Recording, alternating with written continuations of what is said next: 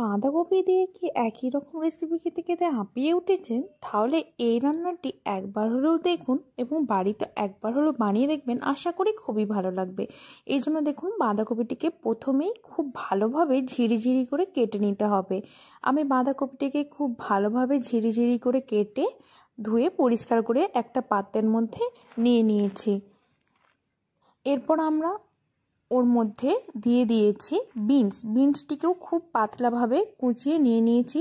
আপনারা চাইলে এর সঙ্গে আরও অনেক সবজি যোগ করতে পারেন, কিন্তু আমি এগুলো দিয়েই করি, এটাতেই আমার অনেকটা ভালো লাগে। এরপর এখানে পরিমাণ মতো কাঁচা লঙ্কা দিয়েছি। কাঁচা লঙ্কাটা আপনারা যে যার পরিমাণ মতো দেবেন। তারপর আমরা এখানে কিছু মশলা যোগ করেছি প্রথমেই লবণ, তার সাথে হলুদ গুঁড়ো, জিরে গুঁড়ো, ধনে গুঁড়ো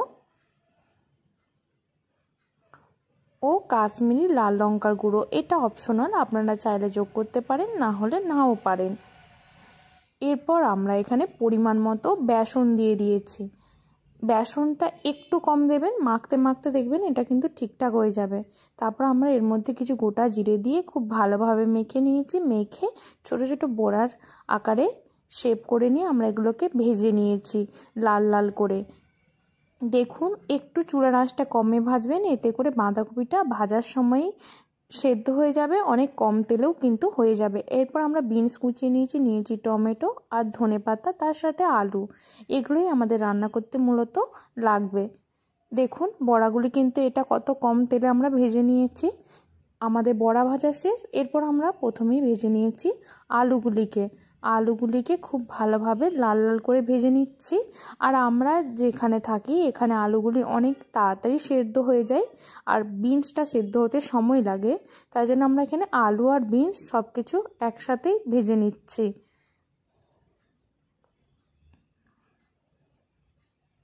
দেখুন, আলু আর বিনসটিকে লবণ হলুদ দিয়ে ঢাকা চাপা দিয়ে মিডিয়াম ফ্লেমে ভেজে নিচ্ছি। এরপর আমরা কিছু মশলা একসাথে জল দিয়ে মিশিয়ে রাখবো।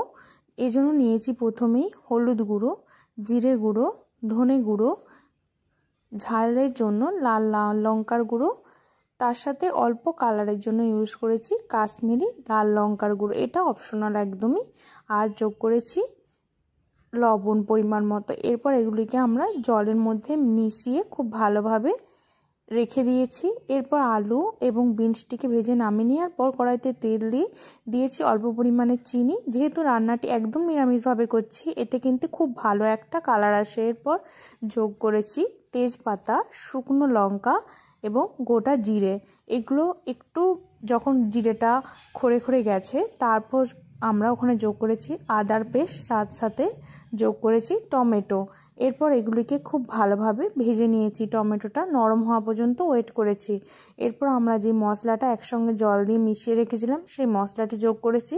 এরপর খুব ভালোভাবে আমরা মশলাটিকে কষিয়ে নিচ্ছি যতক্ষণ পর্যন্ত না তেল ছেড়ে বেরিয়ে আসে। আমাদের কাছে যেহেতু একটু টমেটোটা কম ছিল, তাই আমরা যোগ করেছি কিছুটা পরিমাণ টমেটো সস।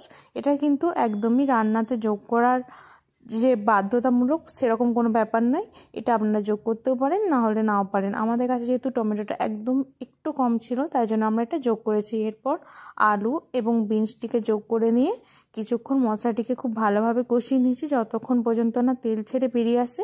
এরপর পরিমাণ মতো জল দিয়ে দিয়েছি। আমাদের কিন্তু আলু আর বিনসটা ভাজতেই যেহেতু লো ফ্লেমে ভেজেছিলাম, সেদ্ধ হয়ে গেছিলো, তাই ঝোলটা ফুটে ওঠার পরেই আমরা বড়াগুলো দিয়ে দিয়েছি। বড়াগুলো কিন্তু একদমই বেশিক্ষণ ফোটানো যাবে না, জাস্ট আমরা বড়াটা একদিকটা একটু ফুটে যাওয়ার পরেই আবার অপর দিকটা ঘুরিয়ে কিছুটা ফুটে নেওয়ার পরেই ধনেপাতা, গরম মশলা ছড়িয়ে নামিয়ে নিয়েছি। বেশি ফুটালে কিন্তু বড়াগুলি ভেঙে যাবে আর বড়াগুলি অনেক বেশি নরম হয়ে যাবে, তখন কিন্তু খেতে ভালো লাগবে না।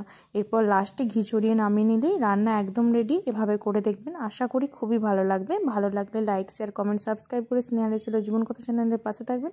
পরবর্তীতে নিশ্চয়ই কোনো নতুন রেসিপি নিয়ে আবার ফিরে আসবো।